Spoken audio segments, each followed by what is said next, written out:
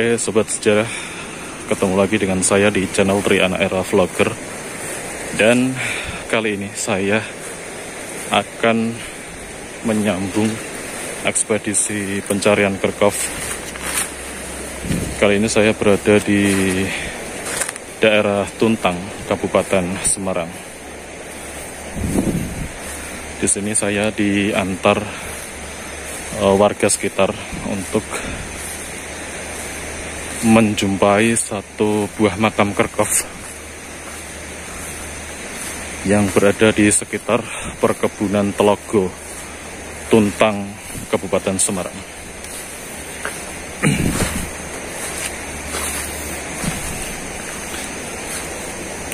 Dan kebetulan ini bapaknya lagi cari rumput di sini, biasa cari rumput, dan paham betul kalau di sekitar sini ada makam Belanda atau Kerkhoff. Cuman beliau tidak tahu sejarahnya, jadi kita lihat aja dulu. Terus saya melebet nih Pak. Iya mereka ngertas nih, paham kalau jalan nih. Soalnya enten sing pernah mriki nggih kan.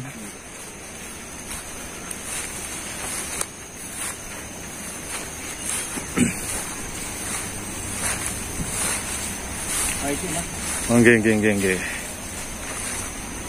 Dan ini sobat sejarah, satu buah makam Kerkhoff yang berada di Kabupaten Semarang. Setunggal nggih, kaleng nggih sanjang nggih. Kaleng mriko. Oke. Wah iki nak dibebati nggih.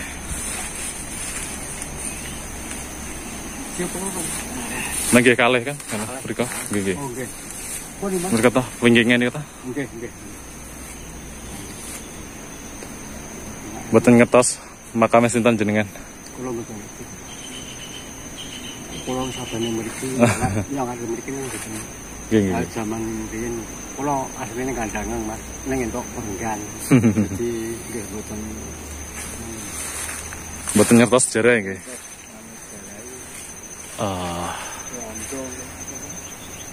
Niki nek menurut jenengan tesenten jasaten apa mboten, Pak? Nggih. Tesenten jasaten apa mboten niki? Nggih. Duka nggih. Kula ngerti, Pak.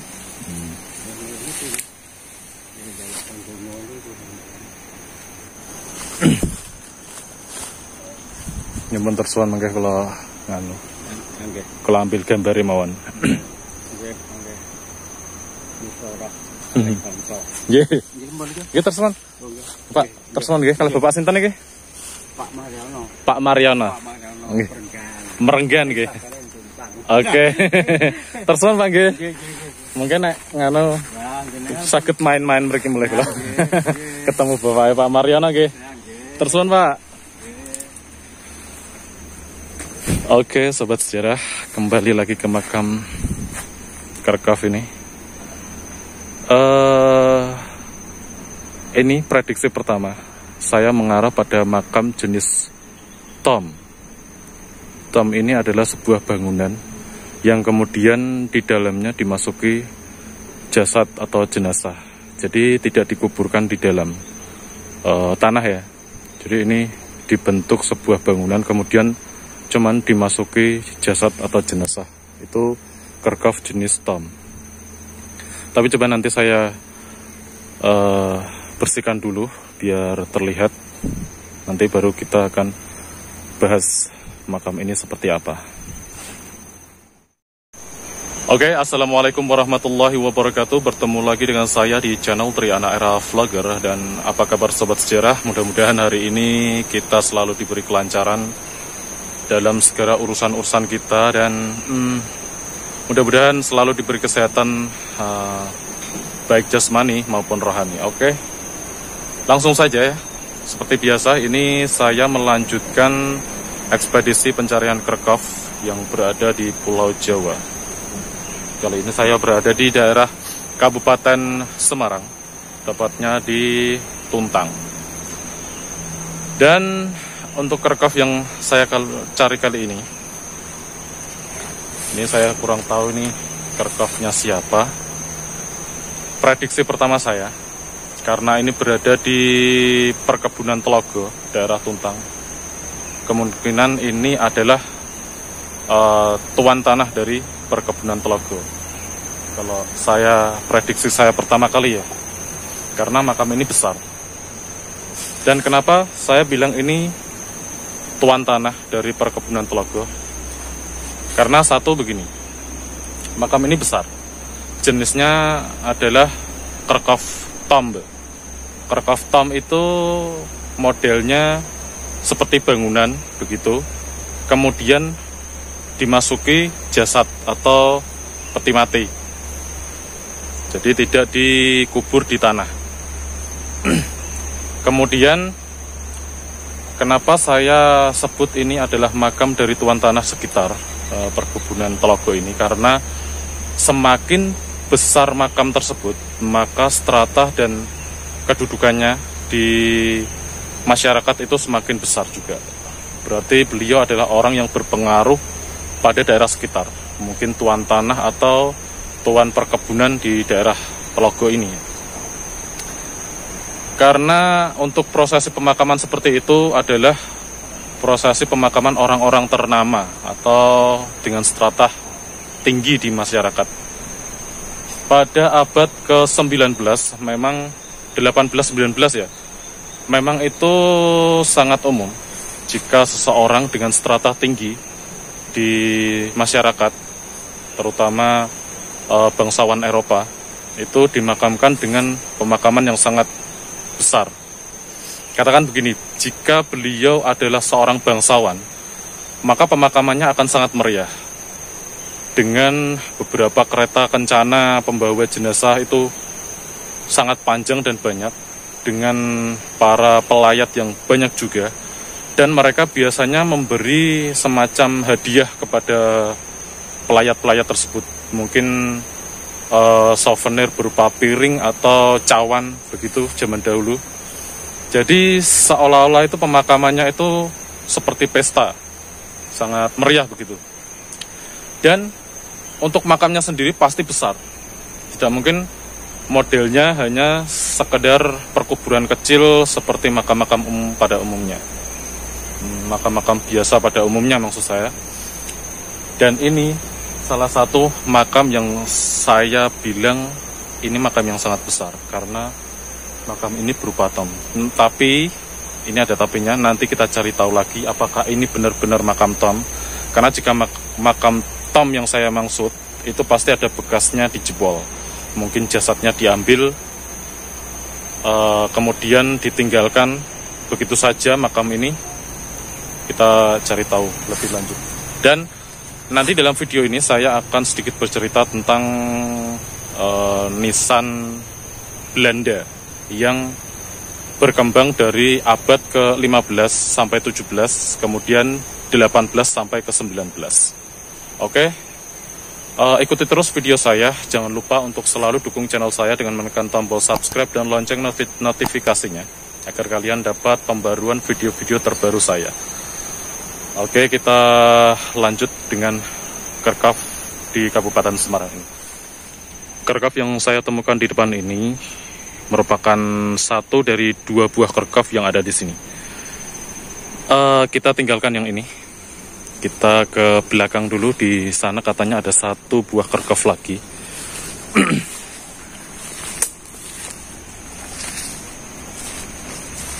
Nah, ini dia.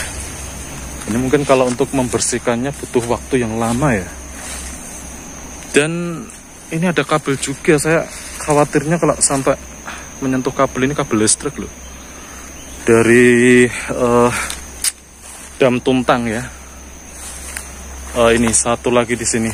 Assalamualaikum warahmatullahi wabarakatuh. Dan mungkin dugaan saya memang benar ini adalah makam tomb, karena kita lihat ya. Ini ada 2 makam ya, yang jadi satu ya. Yang sebelah sini mungkin sudah dibongkar.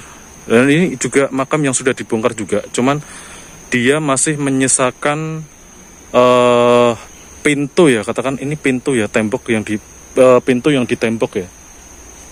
Mungkin prediksi saya, mungkin ini jasadnya sudah pernah diambil.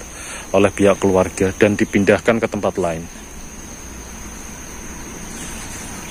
Ya, jadi dua ya, satu di sebelah sana dan yang satu di sebelah sini. Ini mungkin kalau nggak dibersihkan kemakan akar ya, habis ini. Coba nanti saya bersihkan sedikit-sedikit ya mungkin ya. Oke, ini saya jeda dulu videonya, nanti saya sambung lagi. Sebari saya bersihkan dulu biar pengambilan gambar ini tidak terganggu oleh rumput-rumput yang tumbuh di sekitar makam ini.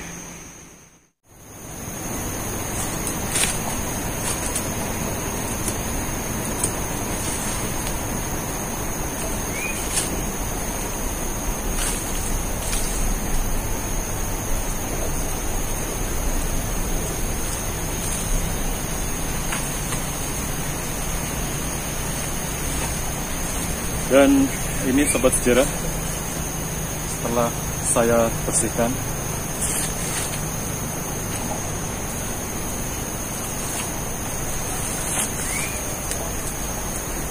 makam ini sudah terlihat ya, tapi masih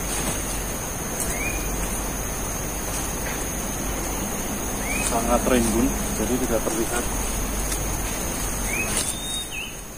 Oke sobat sejarah, ini kerekaf yang kedua yang telah saya bersihkan dengan alat seadanya ya. Mungkin butuh orang banyak untuk membersihkannya lebih bersih. Cuman saya bersihkan semampu saya karena memang tidak ada teman di sini, saya sendirian. Dan ini hasilnya seperti ini. Ini ruangan di dalamnya, ini pintu ini sudah dijebol rapi ya.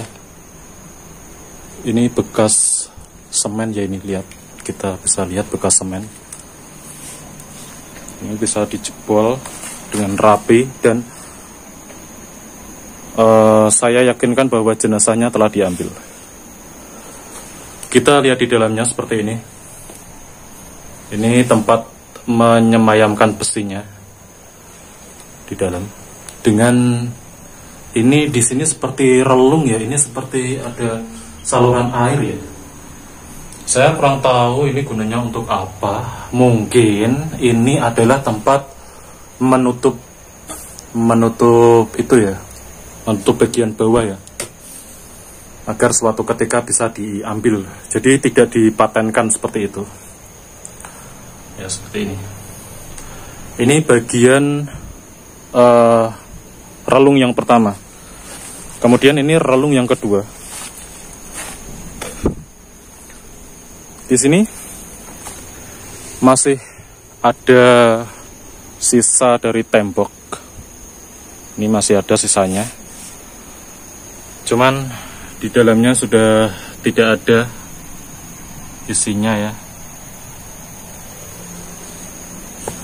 Dan kemungkinan lubang sedemikian ini lebarnya untuk satu orang masuk untuk ambil jenazahnya. Jadi bisa dipastikan bahwa jenazah di sini sudah diambil.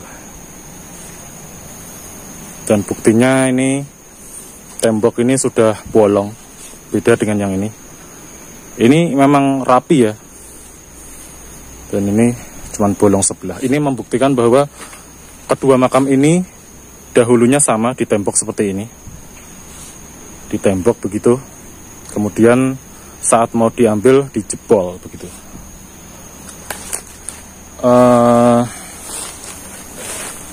Ini bagian atas masih rimbun ya. Apakah saya lanjutkan untuk dibersihkan atau tidak? Karena saya masih punya satu lagi di depan ini. Di depan ini masih ada satu kerekaf yang belum saya bersihkan. Jadi mungkin nanti saya bersihkan ini dulu. Kapan-kapan saya kesini lagi bawa teman buat bisa membersihkan semuanya. Dan satu lagi saya mesti hati-hati, ini ada kabel PLN ya. Saya mesti hati-hati. Dan ini bekas dari jebolan-jebolan tembok ini di sini ini masih tergeletak. Masih banyak di sini. Ini jebolan tembok ini ya.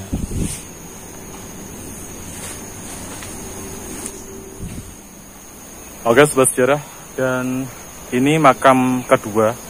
Jadi saya tadi melewati makam pertama, jadi saya putuskan untuk membersihkan makam kedua dulu. Dan sudah bersih, insya Allah nanti kapan-kapan saya kesini lagi ngajak temen. Mudah-mudahan bisa dibersihkan semuanya agar bangunan ini tidak termakan oleh akar pohon ya. Dan makam ini terletak tepat di bawah jembatan tol. Kita bisa lihat ini. Ini adalah jembatan tol Semarang Bawen. Ya. Dan ini makamnya tepat di bawah jembatan. Dan kita akan membersihkan makam satu lagi di depan tadi. Kita akan ke sana bareng-bareng. Ikuti perjalanan saya, jangan di skip. Mudah-mudahan informasi yang saya berikan bermanfaat bagi kalian semua. Jadi ini kita akan menuju ke makam yang pertama ya.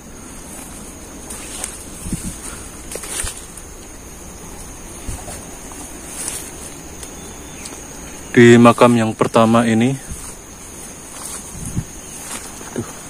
cuman ada satu makam. Kalau tadi makam yang kedua itu dua makam. Dan informasi buat kalian, banyak semut di sini. Ini ya, kita bisa lihat di depan kita ini adalah bekas jalur kereta api dari stasiun Tentang menuju stasiun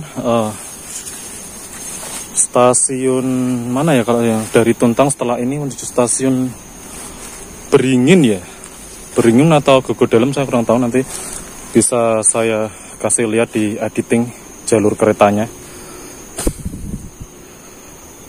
Tepat di samping makam ini adalah dulunya jalur kereta api milik NIS, Nederland Indische Spoorweg Maskapai, dari stasiun Tuntang menuju ke Kedung Jati, yang ditutup pada tahun 1976 karena terputusnya jalur rel kereta api dari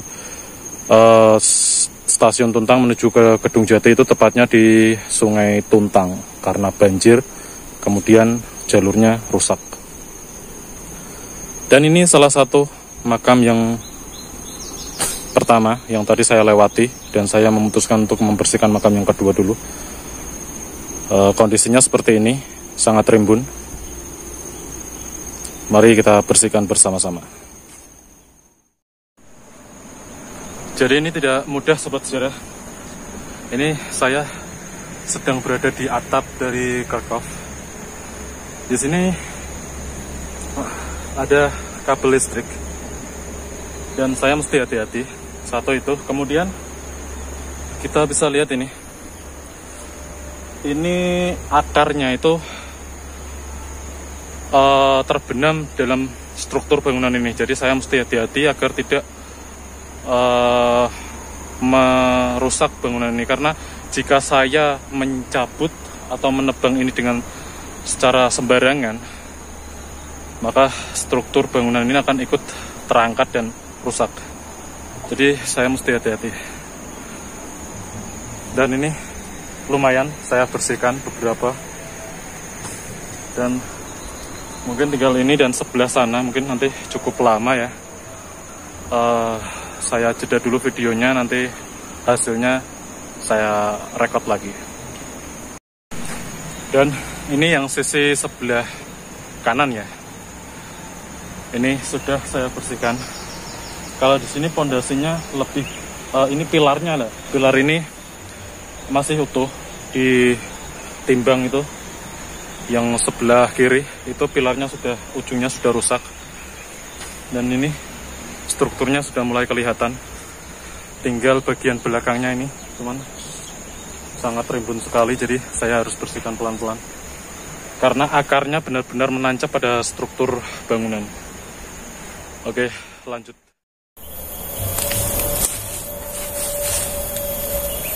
Oke, sobat sejarah, inilah makam pertama setelah saya bersihkan. Mudah-mudahan lain kali nanti saya bisa kesini lagi untuk menyelesaikan pembersihan ini.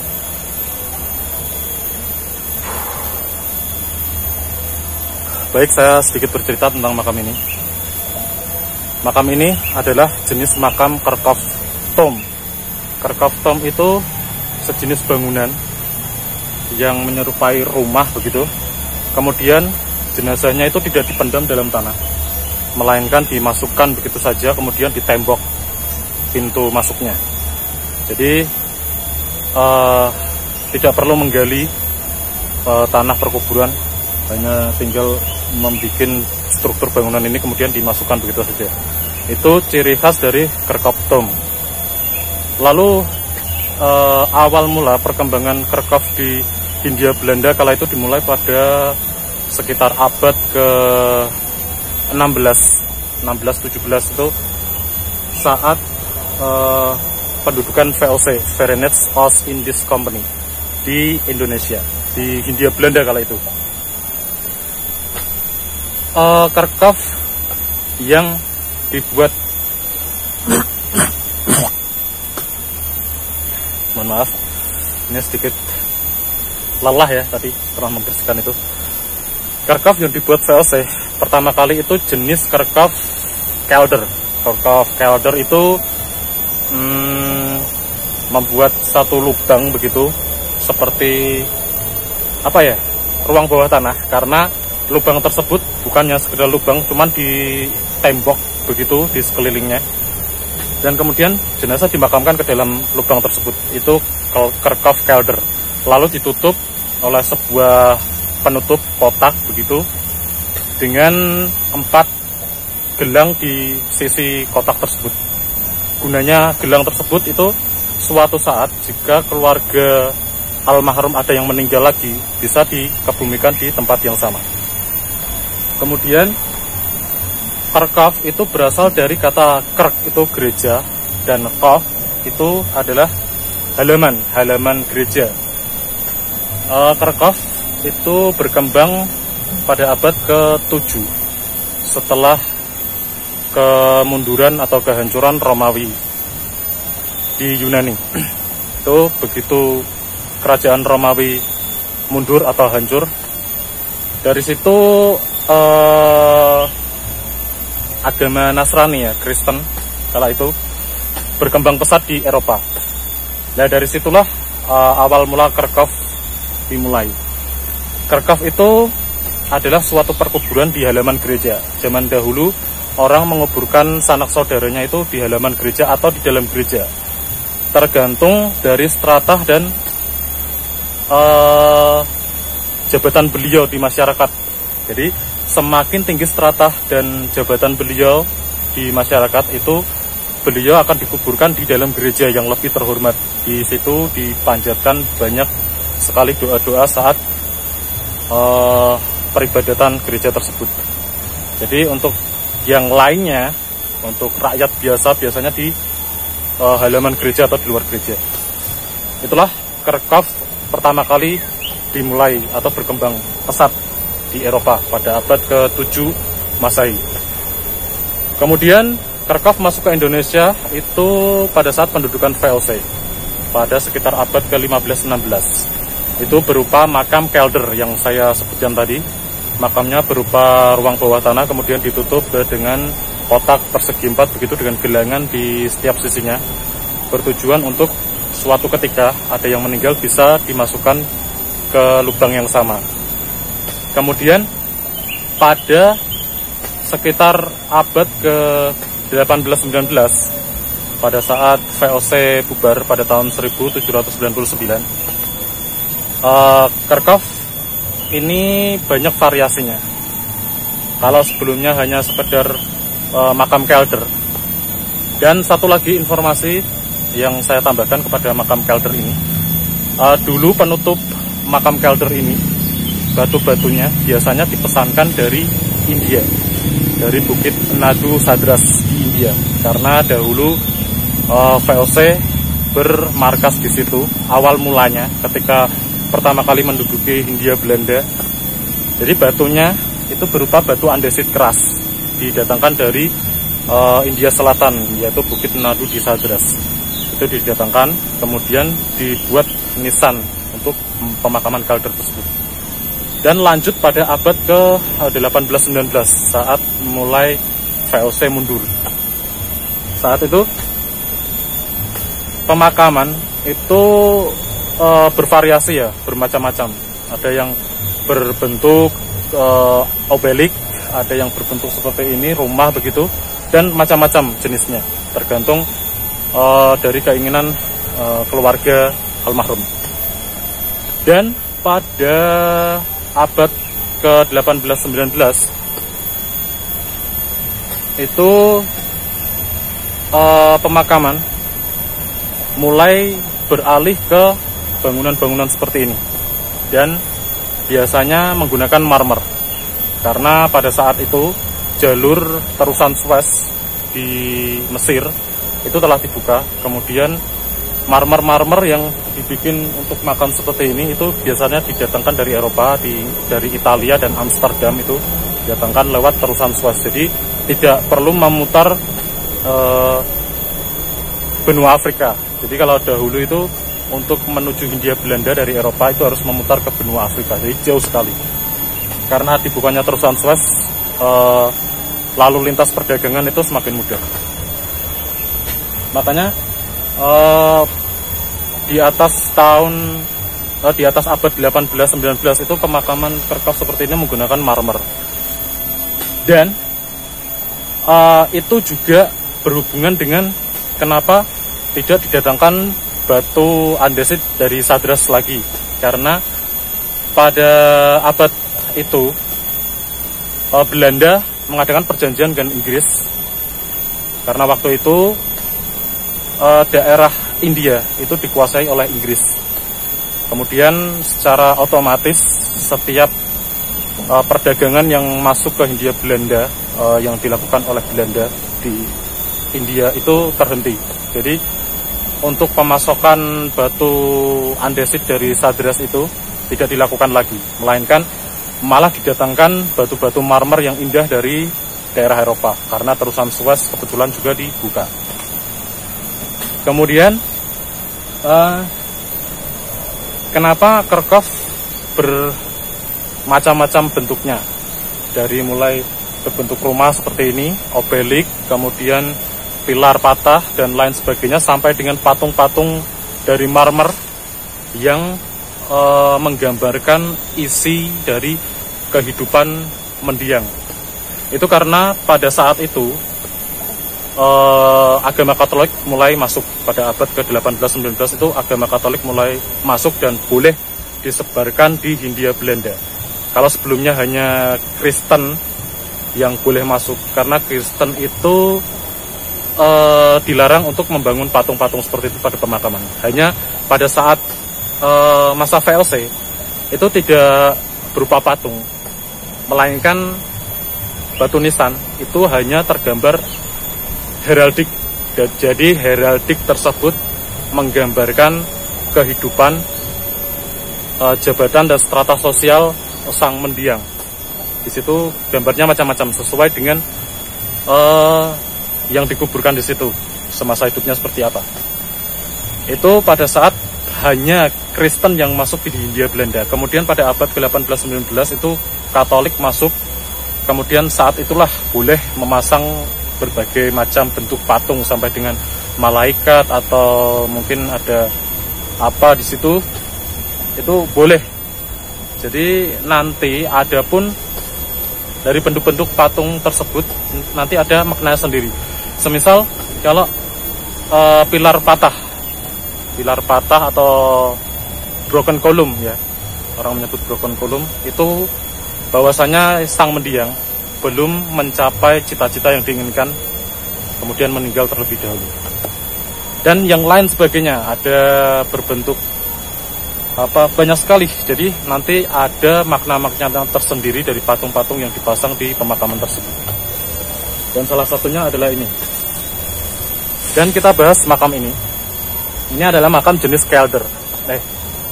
Ini adalah makam jenis tomb.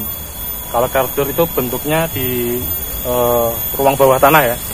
Ini adalah makam jenis tomb. Tomb itu adalah makam sebuah bangunan, kemudian jenazahnya hanya dimasukkan dan ditutup. Ditutup ini kita bisa melihat bekas dari tembok penutup pintunya itu nanti ditutup. Kemudian sudah dibiarkan begitu saja di dalam. atau nanti suatu ketika saat diambil bisa dijebol dan diambil. Seperti halnya makam di belakang ini sudah kosong, tidak ada jenazahnya karena sudah diambil ya. Hanya bekas dari pemakaman tersebut masih tertinggal di sini. Dan semakin besar pemakaman tersebut, itu semakin tinggi strata sosial di masyarakat. Dan saya prediksi saya ya, karena ini catatannya belum saya dapatkan, prediksi saya yang dimakamkan di sini adalah orang bangsawan dengan strata sosial yang tinggi. Jadi mungkin dia adalah tuan tanah di sekitar sini. Di sini ada perkebunan telaga. Mungkin beliau ini adalah tuan tanah di perkebunan telaga, bukan pejabat dari suatu perusahaan. Mungkin ada yang bilang, oh ini adalah yang dimakamkan pejabat dari pembangunan dam PLTA Aning. Kalau di sini kan dekat PLTA Aning, Alegemen Nederland Indische Alegemen Nederland Indische Elektrisitasmaatschappij. Maaf. Ini katanya adalah pejabat Aning. Kalau saya rasa bukan, karena kalau beliau adalah bekerja kepada seseorang, makanya tentu bukan sebesar ini. Ini adalah pemilik dari tanah sini. Kalau prediksi saya seperti itu. Dan bukan juga pejabat dari di sini karena dekat dengan rel kereta api NIS, Nederland Indische Spoorwegmaatschappij, dan bukan juga pejabat dari Nederland Indische Spoorwegmaatschappij tersebut. Dan saya prediksi ini adalah pemilik dari perkebunan Telogoy, karena makamnya sangat besar. Dan kita bisa lihat kiri kanan ini sebenarnya adalah mencerminkan pilar dorik. Ini jenis pilar dorik. Pilar dorik ini adalah pilar yang bersifat tegas. Pilar ini dikembangkan di Yunani pada tahun 600 Masehi. Pilar ini berbentuk dorik, menyimpulkan bahwa sifat yang tegas dan keras. Dan beliau ini adalah mungkin pemimpin dengan ketegasannya dan kekerasannya ini. Dan ini mungkin kotak di tengah itu adalah marmernya ya, yang dulu ada di situ. Mungkin sekarang sudah tidak ada karena dipindahkannya makam ini. Sama halnya seperti makam di belakang itu mungkin keluarganya. Dan mungkin itu dulu yang bisa saya sampaikan di vlog kali ini. Mudah-mudahan bermanfaat bagi kalian. Jika ada salah penyebutan atau kalian punya pengetahuan lain tentang ini, silahkan kita bahas bersama-sama di kolom komentar.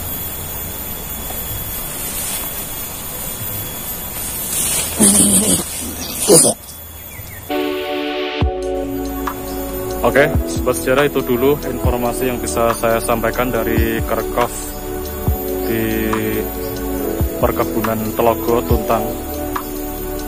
Kerkhof ini ada 2, tapi yang satu itu ada sepasang makam. Jadi totalnya 3 makam, tapi kesemuanya itu kosong, tinggal bangunan Kerkhof ini aja. Oke, sekian dulu informasi dari saya, mudah-mudahan bermanfaat bagi kalian. Nanti lain waktu kita sambung lagi untuk membersihkan Kerkhof ini, supaya Kerkhof ini bisa menjadi salah satu cagar budaya yang sangat berharga di daerah Tuntang. Begitu dulu video pembahasan saya kali ini, mudah-mudahan bermanfaat bagi kalian. Jangan lupa untuk selalu dukung channel saya dengan menekan tombol subscribe dan lonceng notifikasinya, agar kalian selalu update video-video unik sejarah kolonial yang akan saya bahas nanti. Oke, begitu dulu. Terima kasih. Wassalamualaikum warahmatullahi wabarakatuh. Sampai jumpa di video saya selanjutnya.